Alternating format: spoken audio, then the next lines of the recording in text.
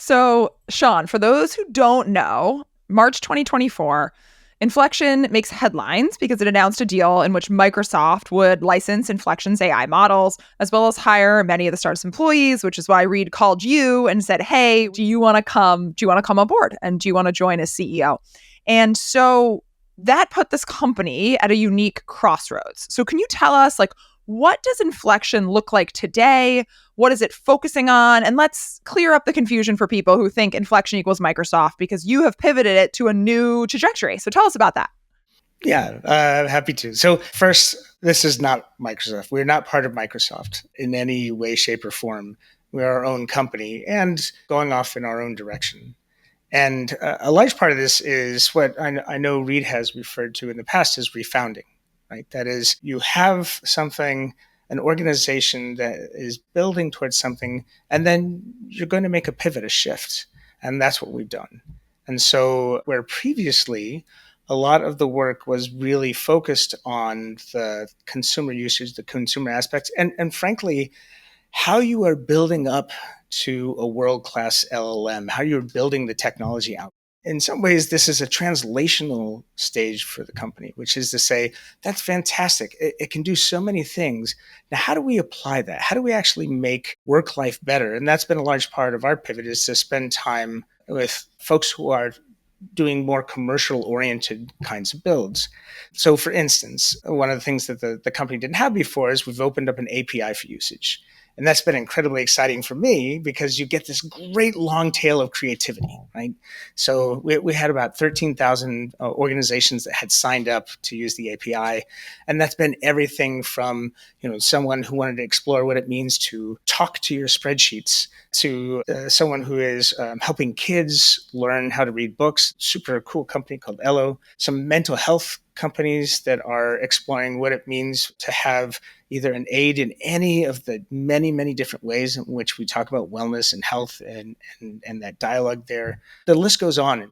The other part of it has been for us to then work with some of these larger enterprises. My background initially is in HCI, which really is about being human oriented in the things that we do and thinking about that interaction. Pi and really the inflection technology that we've been developing is perfect for that. And so a lot of what we've been doing is the kind of the equivalent where, we'll have these fantastic voice of the customer meetings where we bring people in and that ranges from, say, a car manufacturer or an airplane manufacturer or a large bank or an insurer, and really talk to them, not just say, hey, here's what you guys should do because we're the experts, we know, but say, let's impedance match on the things that you are trying to achieve. Say a little bit about, one, what Inflection's Pi model, what its kind of special sauce is. Two, which pieces of the B2B enterprise pivot where enterprises and partners who go, this is where it could be especially important. And then we'll branch off to it. But what's happening in the field of AI and how people should understand their world's changing because of it. Part of this, I think, is a conceptual model thing that has been a shift and change for me, which is I started off really thinking of AI as a computational technology. And what I mean by that is, early on, some of my PhD work involved computer vision or, looking at video, things like this. But it was really about processing things or finding insights, machine learning. And I held on to that for a very long time. But the thing that has been interesting about LLMs is that they bridge a computational technology with a user interface technology because it's about language. And so the thing that has been really powerful and different first about LLMs is that they are new kinds of interfaces. And, we can talk about dialogue and things that we are used to. In some part, that is because we're comfortable with this technology, right? We invented language 100,000 years ago. Yay, us. And, it meant that, for the first time recently, the computers have come to us as opposed to us going to the computers. And I love that, right? Now I and my kids and really anyone can talk in the same ways that you and I are talking right now. It's collaborative in this really interesting way. And that's the thing that Pi is really unique and interesting and distinct in terms of its technology, is that a lot of the technologies and LMs you see, for that set of folks that are in the club as we are, where you've got over 300 billion parameters, right? These really large language models, they can do great book reports, and they represent an incredible amount of knowledge, right? What Pi does and what it was fine-tuned to do is actually be in dialogue, and be in dialogue in a particular kind of way, which means one, trying to learn more, two, being kind for some definition of kind, right? And really, in some ways, make you feel good about the conversation. Now, on the one hand, you might say, well, that's fine, but do enterprises really need that? Do they care? They just need to get something done. And if you talk to enterprises, one of the challenges is that they have tens or hundreds of different applications that, frankly, mostly suck. They are really hard to use. They don't work together.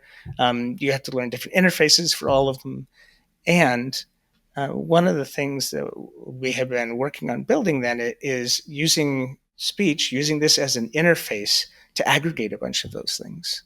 That means that the enterprise cares because in some ways it's accelerating the things that they can do. The standard cognitive tasks that we would talk about, right? Like, oh, it'll help me be more creative, or it'll help me work through a hard conversation and I can role play that and practice it. And so maybe the last part, because you were talking about the future, one of the things that I get really excited about is this notion that, Pi in particular is a great transducer to knowledge or to a collection of people or to a collaboration. And what I mean by that is, so decades ago, I was working with this art collective called Spurse.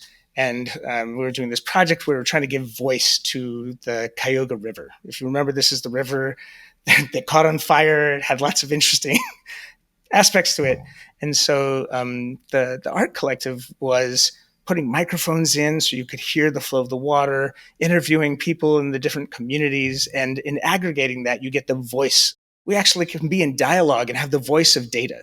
And that means that you can not only, just have a dialogue with this massive collection of data instead of just seeing it, instead of just a dashboard, but what it represents. And so if this is representing your 400 million users, you can be in dialogue with that 400 million users in ways that you just couldn't before. So, Sean, this is a perfect segue to thinking more about bringing Pi into the workplace. So I think, at first when I thought about Pi, I was like, oh my God, of course, this is consumer. This is one-to-one. I'm so excited. But as you said, in the beginning, we were thinking about LLMs for IQ in the workplace. And then when you actually just think one layer deeper, it's like what everyone needs in the workplace is soft skills, is more empathy, is how to communicate with people, is how to talk to people. That is going to be actually the coin of the realm going forward. IQ is of course important, but EQ might be just important or maybe surpass it. So let's see if Pi is feeling up to it today. So I would love to talk to you to make this more concrete by bringing Pi into the conversation. And so can you walk us through a demo, for example, of how you would use Pi to navigate a tough situation in the workplace?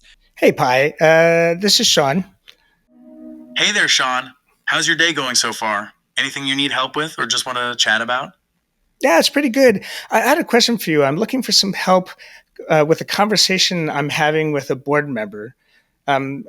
He and I have worked together before. He's really great. A conversation with a board member sounds important. What kind of help do you need? Is it about preparing for the conversation, structuring your thoughts, or maybe even practicing some possible scenarios? I'm all ears. Well, virtually anyway. How about practicing some role playing with this? Because it might be a tough conversation. And we're trying to decide on how we do some compensation structuring. All right, let's dive in. For our role-playing exercise, let's imagine that I'm the board member and you've just brought up the topic of compensation and structuring. To start things off, I might say something like, Sean, I understand the importance of discussing compensation, but I'm hesitant to make any major changes at this time. Can you explain why you believe adjustments are necessary? Oh, yeah, no, that's great. So, yeah, part of this is I think that we have one of our team members who is just really stepping up. And what I'd like to do is increase their compensation and increase their equity in the company, because I think that will align the incentives in a way that will have impact on our success and also just make us work better as a team. I appreciate your perspective, Sean, but I'm still cautious about making these adjustments. I'm concerned that increasing compensation and equity for one team member might lead to a sense of inequity or even resentment among the other employees. How do you plan to address these potential issues? That's a great question. Really, what I'm going to do is make sure that everybody sees that value, and that we're all in an agreement about this. We try and be pretty transparent about all the things that we're doing. Transparency is definitely important, Sean, but I'm still worried about the impact this decision might have on team morale. How can we be sure that everyone will truly see the value in this change and that it won't create any unintended divisions within the team? That's a good question. You're the expert. What would you suggest? One approach could be to gather feedback from all the team members before making any final decisions. This could help ensure that everyone feels heard and understands the reasoning behind the proposed changes. Additionally, perhaps we could consider a more holistic review of compensation and equity across the entire team to ensure that any adjustments are fair and balanced for everyone. Oh, that's a great idea. I appreciate your advice. It's useful. I certainly don't feel threatened in my job anytime soon. I mean, still, every time I hear something like that, I do have to remind myself, like, Aria, there is not a person on the other side of Sean's phone. Like, this is an AI. That it is so interesting to hear that. And sort of like you said, sometimes you just need more of the, I just need someone to listen to me. I just need someone to bounce off. I just need someone to try it out with. And even if, they're not giving you the top-notch 100% responses, just being able to practice with someone who's going to listen is incredibly valuable. We always talk about this as not being a human. It's a tool. It's not meant to replace humans in any way.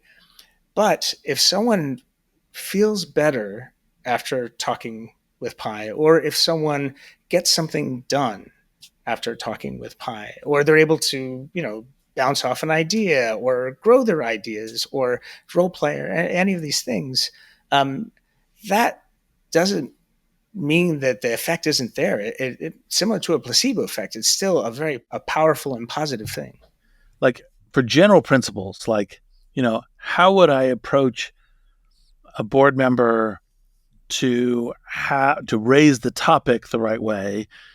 It'll be very good at. When it gets to specifics, those things it won't generally be as good at. And so that's kind of the variation. And I think the thing that Inflection adds in is an emphasis on being trained in EQ as centrally as IQ. So the IQ is extremely good, but to those dynamics of both how you interact with Pi itself, but also how Pi will recommend or shape how you interact with other people, because that's that's what it's trying to be extremely good at. And to some degree these things are trained, so what they're trained for really matters.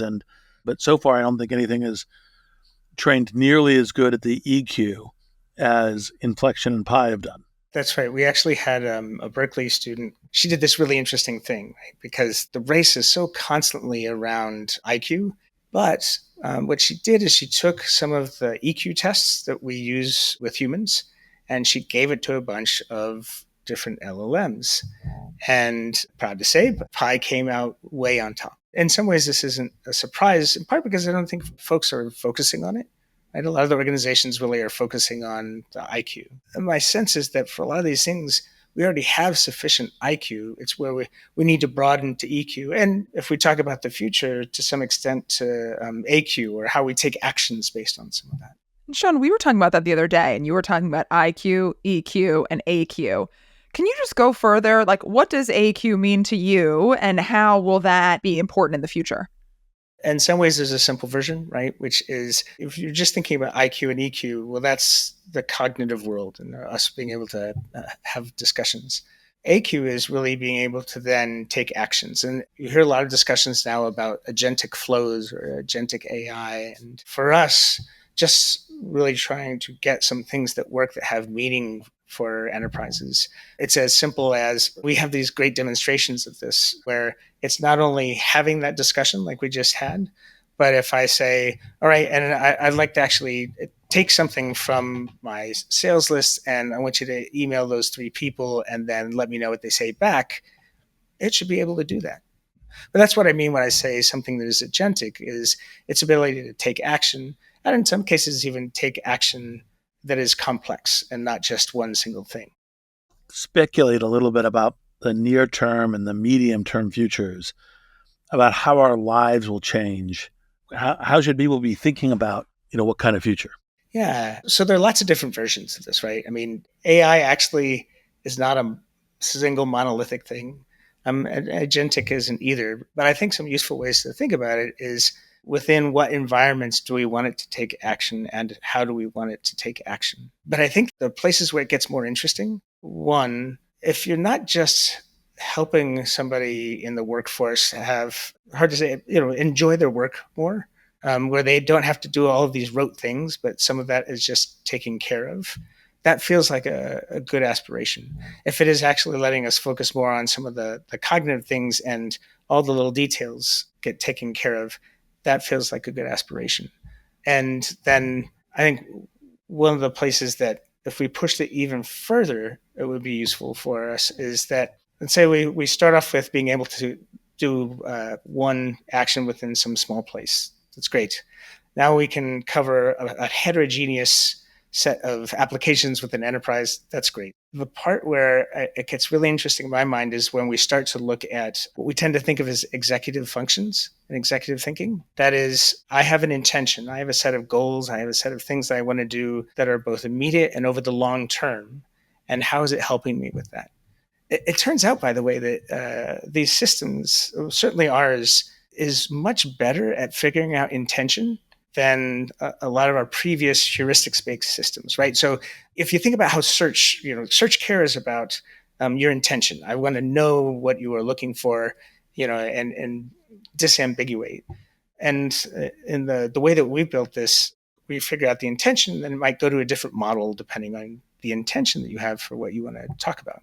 And that actually is very powerful if you think about someone that is helping you plan out or think about or even execute on your long-term goals. Even actually sometimes knowing or at least asking you if what you really intended to do is different than what you said, right? Because oftentimes we'll express an intention, which is, well, I want to buy this screwdriver when what I really want to do is overhaul and fix this door. And if it can actually extract that intention, that's much more powerful than just answering the basic question that I have. And so you can imagine that both in our personal lives and also in the commercial world. That rabbit hole goes very deep indeed. What do you think will be like some of the evolving skill sets, like how they'll need to conceptualize their work, how they'll need to be able to use these things to make their work part of their lives more effective?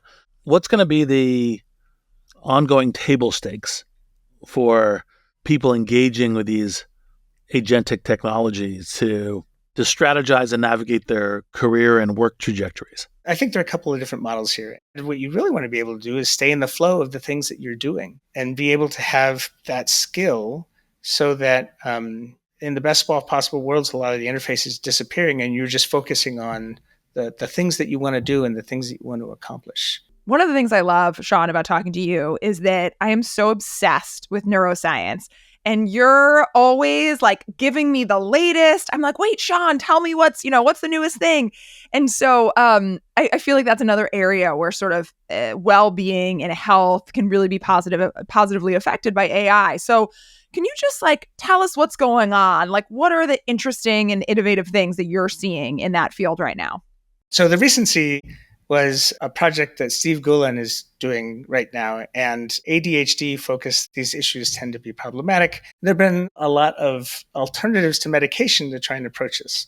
The thing that was interesting about this project was that they use a small system that is effectively reading EEG. And we'll talk about that in a second. But it's looking at what your brain is doing. It can detect through the use of AI whether you are focused or not. And in the game, that means, the first level of the game, your character runs faster. So the more focused you are, much like meditation or something else, the better you play the game.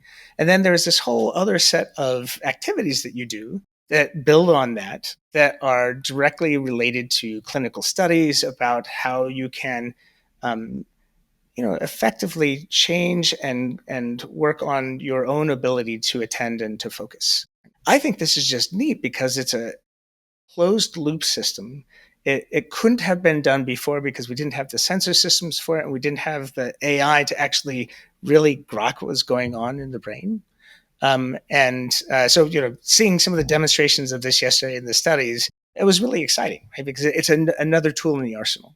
Maybe one last one that's sort of related. There is a surgeon and professor up at UCSF, Eddie Chang. I love his work. And so there'd been this previous work looking at the motor cortex. And if I imagined that I was drawing out the words ARIA, it could tell that I was thinking of your name, right? Because it was looking at the motor cortex and using a neural net to sort of predict. But what he did was looking at an overall fMRI of the entire brain, and again, using a generative model, able to really almost predict based on the activity in your brain what you were thinking. And it wasn't perfectly accurate, but it was pretty close. And it was the closest I've seen to having someone who is trapped in their head and can't speak, but suddenly given a voice. And I think I said this earlier, but that's one of these things that excites me, right? Is this giving things a voice. So when people talk about what makes us human, obviously it's, is it your personality, your intelligence, the way you look, sort of all of these things. And one of the things you've talked about, Sean, is the idea of ownership and owning your own intelligence. And I think especially with AI, we've talked on this podcast before, everyone is concerned about privacy and owning their own data. But also, Reid and I talked to Daphne Kohler about sort of the tragedy in some medical and health situations where actually, if we could just get all the data together and aggregate it, obviously respecting PII, that we'd be able to make enormous breakthroughs. And I feel like that becomes even more sensitive in the intelligence realm. It's like, oh my gosh, own my own intelligence. That's what is me.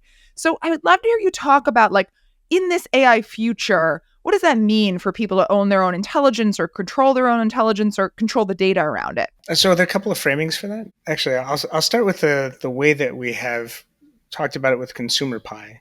And in part, this is about owning it, but also being in control of it.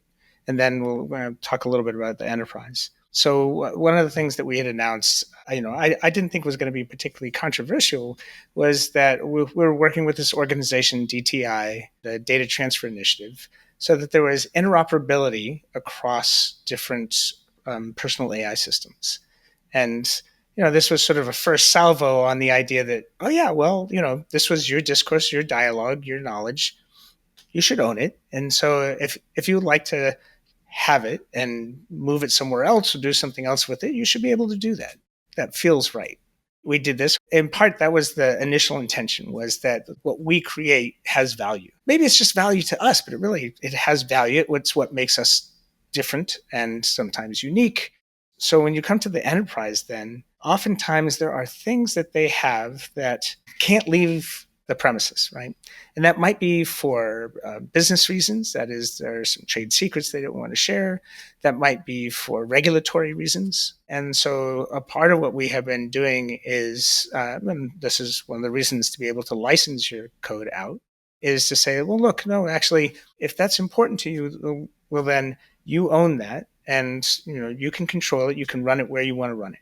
And there's a set of companies, particularly as we have learned more and more from them, that really care about that.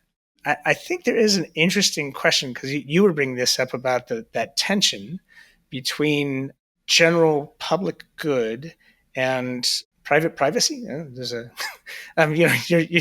your ability to sort of control and own all of that. And we saw this when I was at Mozilla. One of the places where we saw this was around speech and language. We had a project, Deep Speech, which is an open technology for doing speech rec, and then Common Voice, which was really an effort to let any language and representatives of that language collect and create their own data set. So, good example of this was, we see this a lot actually in the medical data and the neuroscience data, right? Which is, for instance, EEG data can be incredibly personal. And certainly at the point where we start gathering more data, there are folks who are working on things like wearable fMRIs, which then could translate to language. So knowing what you think.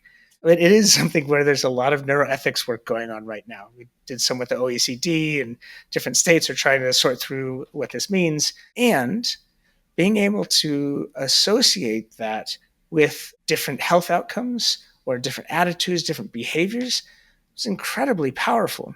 And so, for that, I think there's still a lot of room for us to actually explore ways in which we do privacy preserving but federated knowledge. I think we'll see more and more of that, particularly where we see that there's a trade-off between things that are public good, but also the desire to maintain privacy. And I actually think so often there's only a tension in trust. That actually there's almost no tension between, okay, you want to keep your medical records private and you need to share them for this cancer study, for this whatever study. But because we have, and sometimes government bad actors throughout history, because we have this lack of trust, especially within specific communities, of course people don't want to participate. And of course people see that as a real tension instead of we can do both. And so to your point, we need to make sure to manage one to get the benefits of the other. No, I think that's exactly right. In our last minutes before we get to rapid fire, let's also do a little bit more broad afield. I know that one of the projects that you and I work on together, the Earth Species Project, where these generative AI models may help us understand other sentience, other consciousness, Say a little bit about what you're doing with the Earth Species Project. Earth Species Project is a fantastic project. It started off with the seed of an observation. We have these machine translation techniques that we have started using that were unsupervised, which is to say, it used to be that if I wanted to translate English to Spanish, then I would have to label and say, mom equals madre. But when we looked at large corpuses of data from both the languages, we started to see that there were structures, almost geometric structures in an n-dimensional space, a bit like constellations, right? And we could say, oh, that's interesting.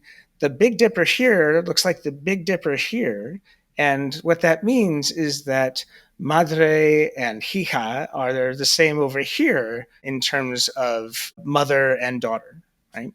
With that, most of the machine translation systems now don't need labeled data. They start to capture some of the interesting idiomatic aspects of it. And so that was great. We figured this out. The observation from Asa Raskin and Katie Zakaran, who are the co-founders of this, was, well, look, that's cool. Well, what about all of these other species that we believe have some form of intelligence, and they are certainly communicating with each other? For instance, we have evidence that there are pods of whales that have been around for centuries that pass culture from one generation to the next. And so can we look at the ways in which they communicate and, again, use this as a transducer so that we can actually understand what it is they are saying, and can we speak back to them? That's the overall goal and focus of the project. And you can imagine with generative techniques, right? I can, as an example, kind of autocomplete a sentence or really a whole paragraph just with a little bit of context. So you can do some of those same kinds of things if you went to autocomplete a bird song. Historically, what we would do in some of the studies is you would mimic something, play something back. But that's a little bit like talking in a mirror, and sometimes that gets a little awkward. I mean, if Reid, you and I were talking, but it was constantly Reid talking back to you and saying the exact same thing that you said, you just be like a little kid, just stop doing that. Stop repeating what I say. But if you could really use these generative techniques to talk to other species, both to generate it and to understand it, that would be really powerful for several reasons. One, it actually gives us insight into the epistemology of these other species. Two, we can learn from them. I mean, it's really curious to understand a culture that has been going for hundreds of years in the ocean actually has been passing along. I want to know that. But three, and maybe this is the most interesting, is it does start to ask the question of us about what our relationship is to them, what humanity's relationship is to all these other species. The Earth Species Project to me has been really exciting because it is potentially one of these world-changing moonshots in how we understand how we are in our relationship to the world. And if I didn't say this, I suspect Reid might add this in. If we ever encounter species outside of what we know and understand here on Earth, it gives us a head start on how we might communicate with them as well. All right, so rapid fire. Is there a movie, song, or book that fills you with optimism for the future? There's a song called Familiarity by the Punch Brothers. And it is as much about the way it makes you feel as some of the lyrics. And it is a complex song, almost in 3 parts. And it's almost confusing in terms of its genre. And every time I listen to it, I feel hopeful about our future and where things are, and somehow comforted in the cycle of the universe. Sean, what is a question that you wish people would ask you more often? There's a research professor, Hirosato Kato. He's a professor at the Nara Institute of Technology. I used to love his talks in the augmented reality conferences because he would always start it off asking folks, is it possible? And then go on. Maybe this podcast aside, we don't actually ask that enough. Is it possible? Not, can we do it? But is it possible? We 1,000% agree. Where do you see progress or momentum outside of your industry that inspires you? It's going to sound a little weird, but material science. In part, it's because it enables so many other things within food security, within all of the sort of medical field and things that we look at, just even within AI, so I guess related to us. But we are getting so much better at both understanding what happens at a very, very small scale and being able to guide and construct that into new materials that have new behaviors. Sometimes they are biomimicry, like the surface of a scramjet that actually models the surface of a leaf with stomata, to threads and yarns of carbon nanotubes that are used, suddenly to be able to put something in through our veins that is, again, nanoscale in size. Every time I see this, it is only hopeful because it's, again, this giant space in which we can be creative and make progress. Last question. Can you leave us with a final thought on what you think is possible to achieve in the next 15 years if everything breaks humanity's way? And what's the first step to get there? I think the first step is for us to relax a little bit.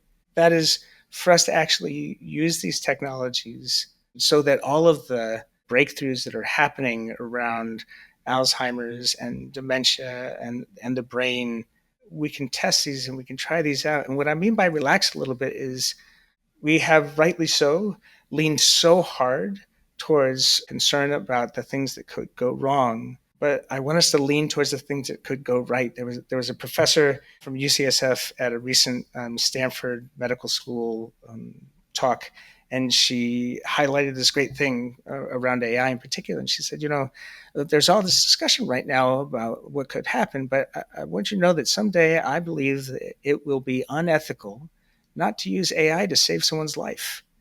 I think for us to really get there, we have to focus on those things. There is always the nuts and bolts of doing the right thing, bending the arc in the right ways we do that.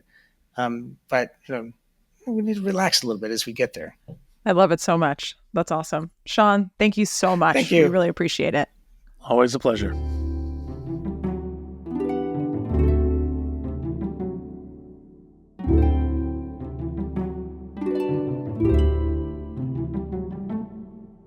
Possible is produced by Wonder Media Network. It's hosted by Aria Finger and me, Reid Hoffman.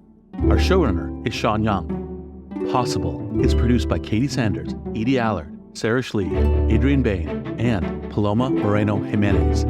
Jenny Kaplan is our executive producer and editor. Special thanks to Surya Yalamanchili, Saida Sepieva, Ian Ellis, Greg Beato, Ben Rellis, Parth Patil, and a big thanks to Carrie Wang, April Duarte, and Little Monster Media Company.